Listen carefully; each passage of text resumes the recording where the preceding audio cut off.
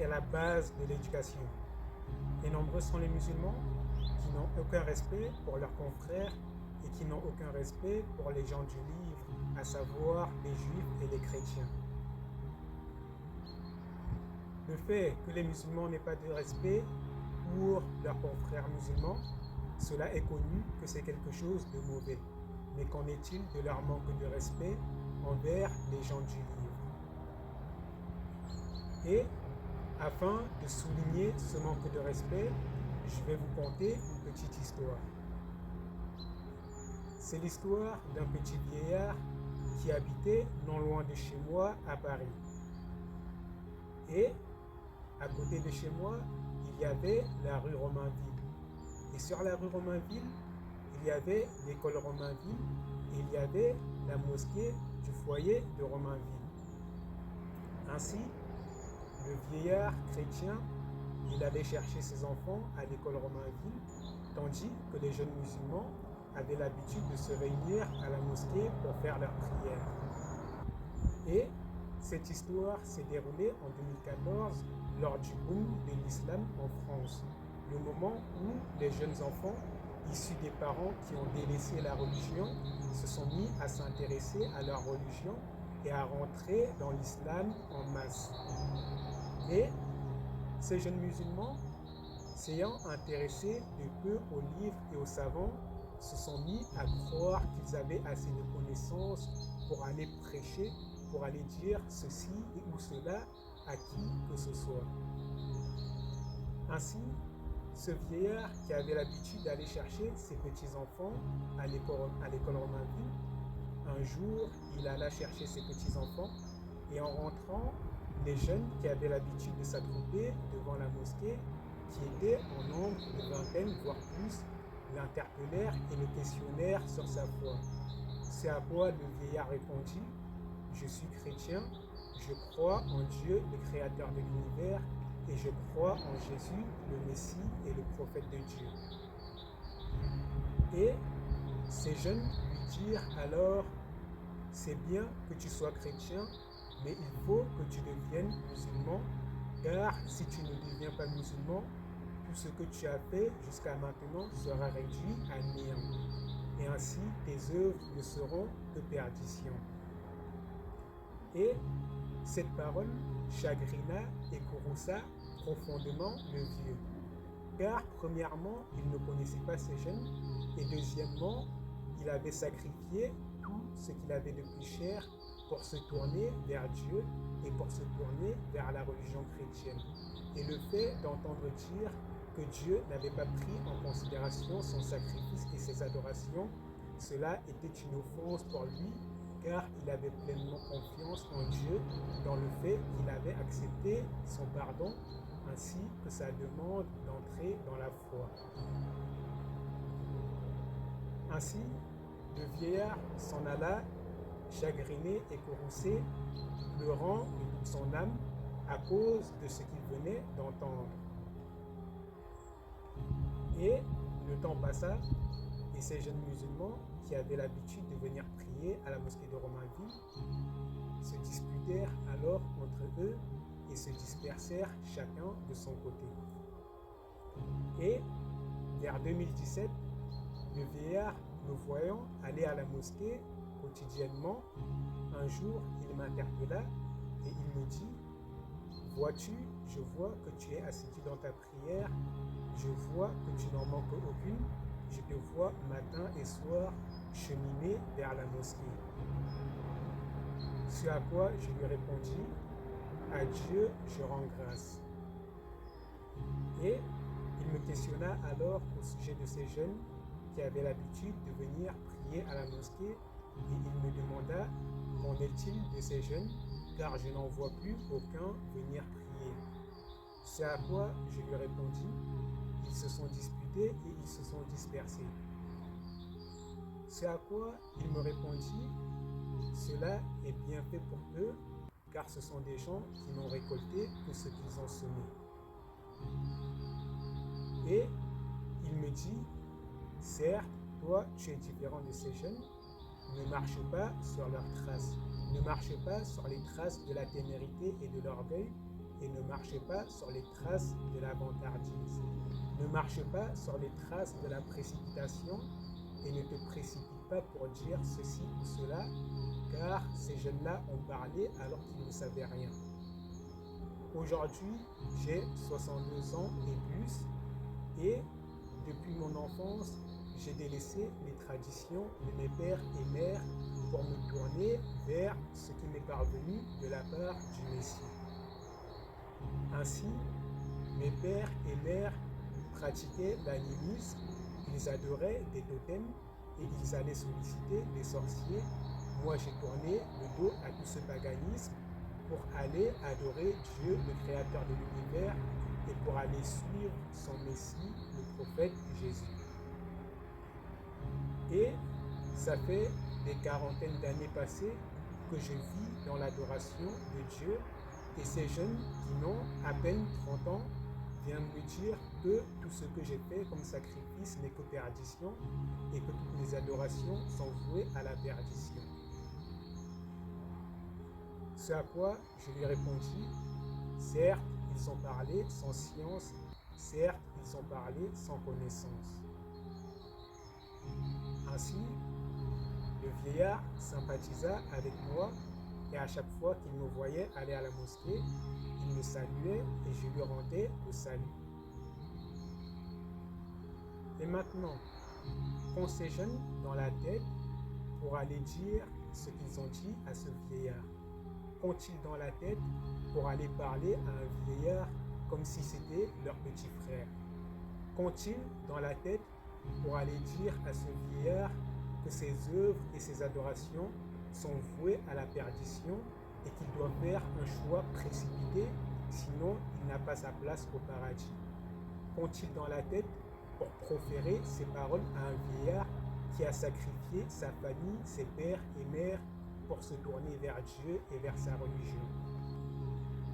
N'ont-ils pas entendu le verset dans lequel Allah dit وَلَا تُجَادِلُوا أَهْلَ الْكِتَابِ إِلَّا بِالَّتِي هِيَ أَحْسَنُ.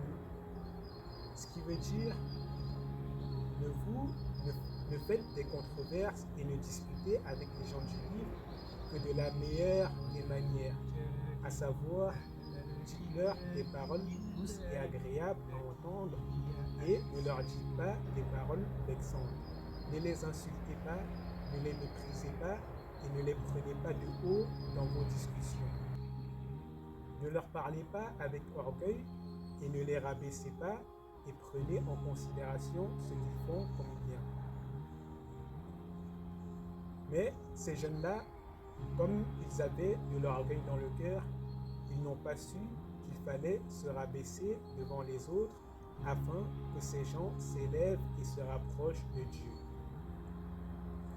De la même manière, que n'ont-ils pas entendu le verset dans lequel Allah dit Ya ayyuhalladhina amanu ittaqullaha wa aminu bi rasulihi yu'tikum kiflayni min rahmatihi wa yaj'al lakum nuran tamshuna bihi wa yaghfir lakum. Ce qui veut dire, ô vous qui avez cru, craignez Allah et suivez son messager afin qu'Allah vous donne une double part de sa récompense, miséricorde de sa part, et afin qu'Allah vous octroie une lumière avec laquelle vous cheminerez et afin qu'Allah vous pardonne. Ainsi, ici dans ce verset de la sourate Al-Hadid, Allah interpelle les gens du livre en leur disant Ya ayyuhalladhina amanu, ce qui veut dire ô vous qui avez cru. Et Allah les a interpellés au nom des croyants, en leur donnant l'attribut de croyants, en leur disant ô vous qui avez cru. Donc, devant Allah, ce sont des croyants. Et maintenant, Allah continue en disant craignez Allah, à savoir, éloignez-vous des égarements et des perditions dans lesquelles vous êtes et suivez son messager, c'est-à-dire suivez le prophète Muhammad. Éloignez-vous des égarements, éloignez-vous des perditions et suivez le prophète Muhammad. Ainsi, ici, Allah interpelle les gens du livre au nom de la foi qu'ils ont dans le cœur, en leur disant de s'éloigner du mal et de suivre le prophète Muhammad. Puis Allah continue en disant Yu'tikum kiflayni min rahmatihi, afin qu'Allah vous donne une double part de récompense dans sa miséricorde. Ainsi, ici, Allah promet à toute personne parmi les gens du livre, juif ou chrétien, qui accepte de devenir musulman, que celui-là aura une double récompense dans la miséricorde de Dieu. Et pourquoi les juifs et les chrétiens ont une double récompense? Parce qu'ils ont cru deux fois. Ils ont cru une première fois en tant que gens du livre, à savoir en tant que juifs et chrétiens, et ils ont cru une deuxième fois en devenant musulmans. Ainsi, ici, vous avez encore une autre preuve de plus que les chrétiens sont croyants, excepté ceux qui ont mécru parmi eux. Les chrétiens et les juifs, de manière générale, sont croyants, excepté ceux qui ont mécru parmi eux. De la même manière que les musulmans sont croyants de manière générale, excepté ceux qui ont mécru parmi les musulmans, à savoir les soufis, à savoir les tablighs, à savoir les tijani et à savoir les membres des autres sectes. Puis Allah continue en disant et afin qu'Allah vous donne une lumière de sa part avec laquelle vous cheminerez. Et ainsi, Allah leur promet une lumière lors de leur conversion. Et cette lumière, c'est le Coran, premièrement, et ainsi que l'esprit de la guidance par laquelle Allah les accompagne afin qu'ils ne retombent pas dans l'égarement après avoir cru. Puis, Allah continue en disant « Wa yaghfir lakum » et afin qu'Allah vous pardonne. Ainsi, Allah promet à toute personne parmi les juifs et les chrétiens qui devient musulman qu'Allah lui pardonnera tous ses péchés et il sera comme un nouveau-né qui vient de naître. Et c'est pour cela que lorsque quelqu'un vient se convertir à l'islam, on lui dit que tous ses péchés ont été effacés et que son compteur est remis à zéro à partir d'aujourd'hui et que tout péché qu'il fera, tant qu'il demandera pardon, Allah lui pardonnera et il n'a plus à se soucier des péchés qu'il a fait auparavant. Mais l'essentiel est au début du verset, car au début du verset, Allah a interpellé les gens du livre par l'attribut de la foi. Il les a interpellés à travers la foi qu'ils ont dans le cœur. Ainsi, si Allah interpelle les gens du livre à travers la foi qu'ils ont dans le cœur, qui es-tu pour les mépriser et pour dire qu'ils sont mécréants? Mais cela parce que la plupart des jeunes musulmans, ils vont prêcher à gauche et à droite alors qu'ils n'ont même pas fini de lire le Coran. Ils vont prêcher à gauche et à droite alors qu'ils n'ont jamais étudié aucun tafsir du Coran. Puis Allah dit dans un autre verset dans la sourate Al-Imran Laysu sawa'a min ahli al-kitabi ummatun qa'imah yu'minuna billahi wal yawmil akhir. Ce qui veut dire ils ne sont pas tous pareils, à savoir les juifs et les chrétiens ne sont pas tous pareils. Parmi eux, il y a des gens droits. Min ahli al-kitabi ummatun qa'imah. Allah dit que parmi les juifs et les chrétiens, il y a des gens droits. Yu'minuna billahi wal yawmil akhir, qui croient en Allah et qui croient au jour dernier. Donc ici, Allah dit que parmi les gens du livre, à savoir parmi les juifs et les chrétiens, il y a des gens du tawhid parmi eux et il y a des gens qui sont encore sur la voie droite, la voie sur laquelle Moïse est venu et la voie sur laquelle Jésus est venu. Et il y a des juifs et des chrétiens qui sont encore sur cette voie. Et ainsi, Allah parle d'eux ici dans la sourate Al-Imran. Ainsi, celui qui vient dire tous les juifs et les chrétiens sont tous des mécréants et ils entreront tous en enfer. Celui-là ne connaît rien au Coran. Et bien sûr, vous me direz qu'il y a un hadith dans lequel le prophète sallallahu alayhi wa sallam a dit: Man sami'a bi min ummati aw yahudi aw nasrani falam yu'min bi lam yadkhulil jannah. Ce qui veut dire celui qui entend parler de moi parmi ma communauté, à savoir les Arabes, ou bien parmi les Juifs et les chrétiens, et qui ne croit pas en moi, celui-là n'entrera pas au paradis. Mais vous vous appuyez sur ce hadith sans même l'avoir compris. Et pour le comprendre, il faut voir l'autre chaîne de transmission de ce même hadith.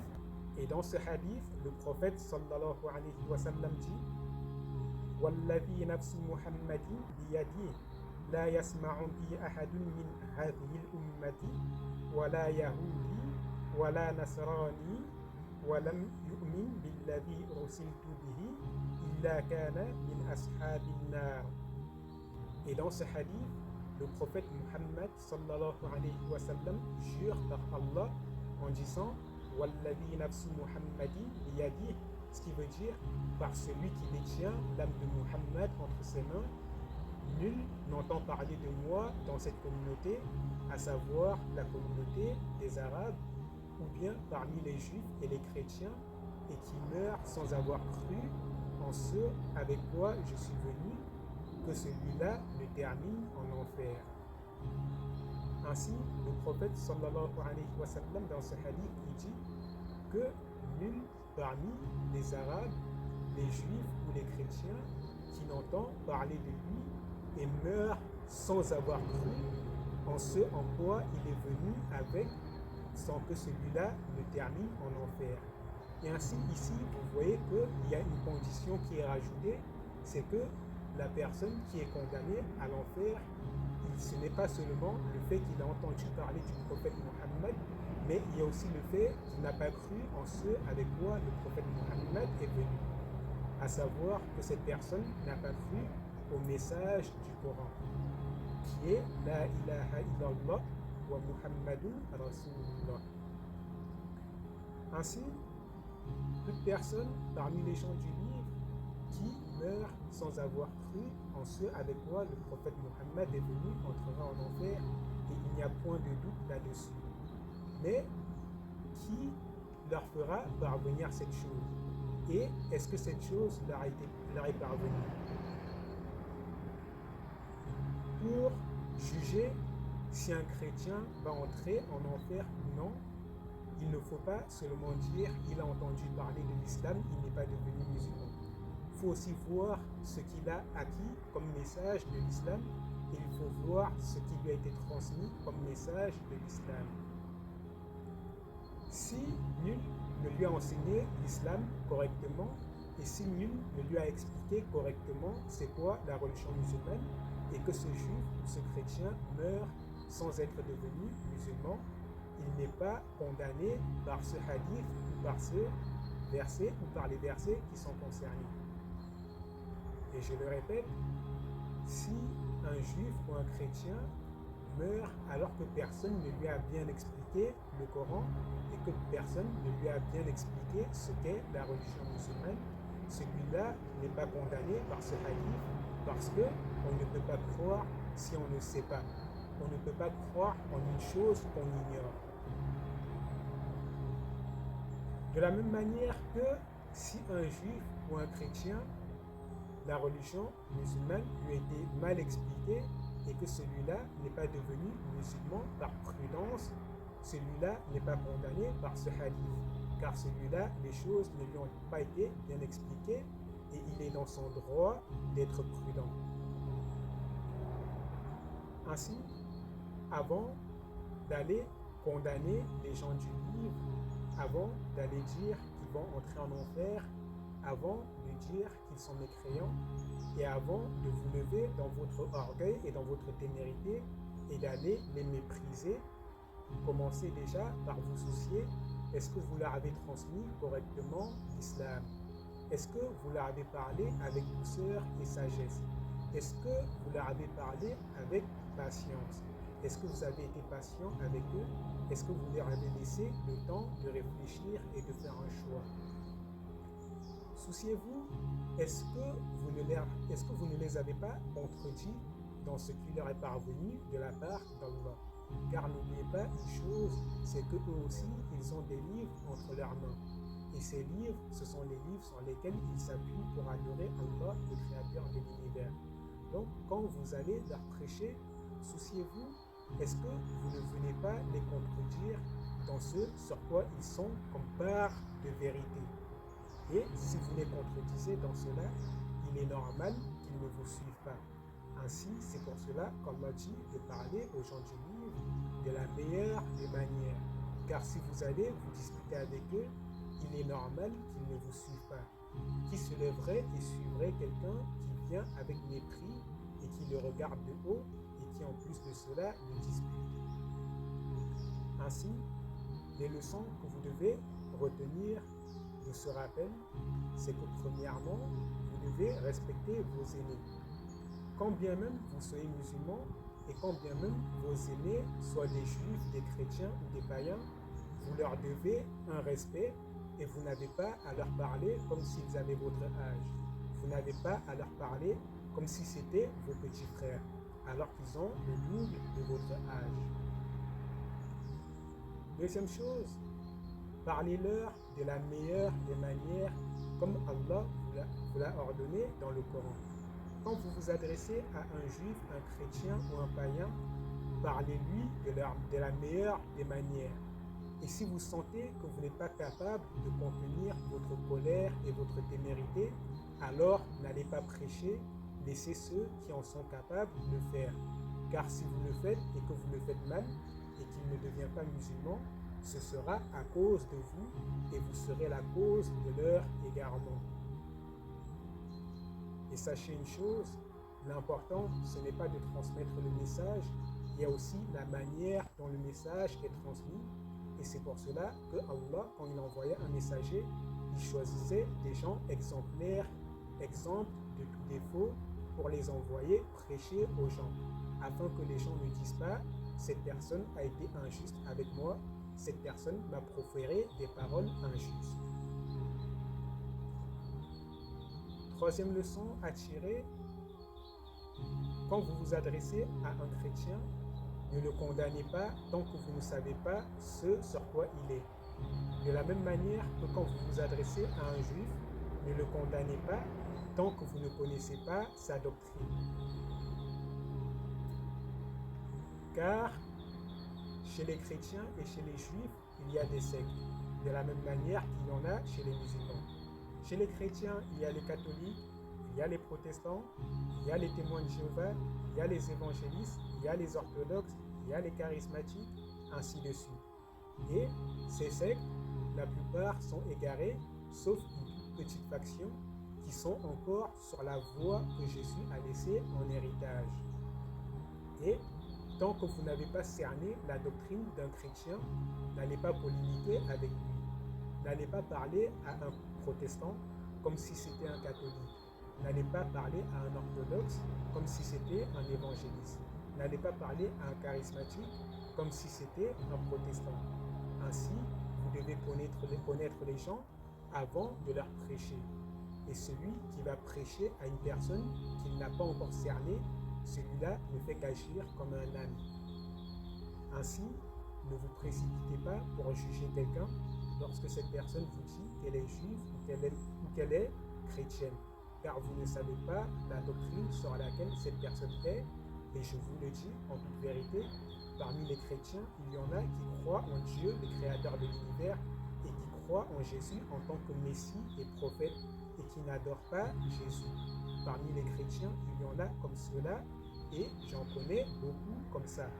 Et parmi eux, il y en a d'autres qui sont des catholiques qui disent que Jésus est Dieu. Si vous ne savez pas faire la différence, n'allez pas leur prêcher, car vous serez des ânes qui essayent d'instruire des chevaux.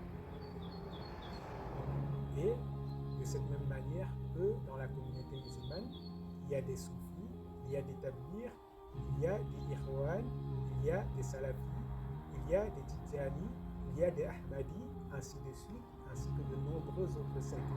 Et toutes ces sectes sont égarées, sauf ceux qui suivent la voie du prophète Mohammed et qui marchent selon le Coran et la Sunna. Ainsi, maintenant, vous comprenez que dans le monde des gens du livre, c'est pareil que dans le monde des musulmans. Et maintenant, vous comprenez que lorsque quelqu'un vous dit « je suis musulman », vous ne pouvez pas lui dire « t'es un égaré », alors que vous savez très bien qu'il y a plein de sectes égarées parmi les musulmans. Et de cette même manière, lorsque quelqu'un vous dit qu'il est juif ou chrétien, ne vous précipitez pas pour dire que cette personne est égarée, car, comme je vous l'ai dit, chez eux, c'est pareil que chez les musulmans. Certes, il y a beaucoup de factions égarées, mais il y en a aussi qui sont sur le droit chemin.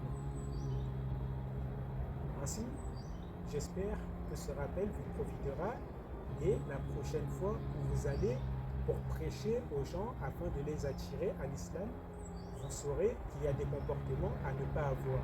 Car à cause de cela, Allah vous châtiera et retirera la foi de votre cœur et sèmera la zizanie entre vous et vous vous mettrez à vous disputer et à vous détester les uns les autres.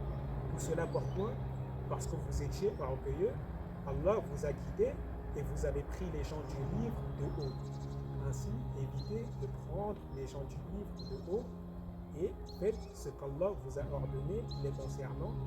Parlez-leur en toute justice et en toute vérité et ne leur adressez que des paroles douces et agréables. Ne vous disputez pas avec eux et parlez-leur avec modestie. Et ainsi, c'est en faisant cela que vous allez gagner leur estime.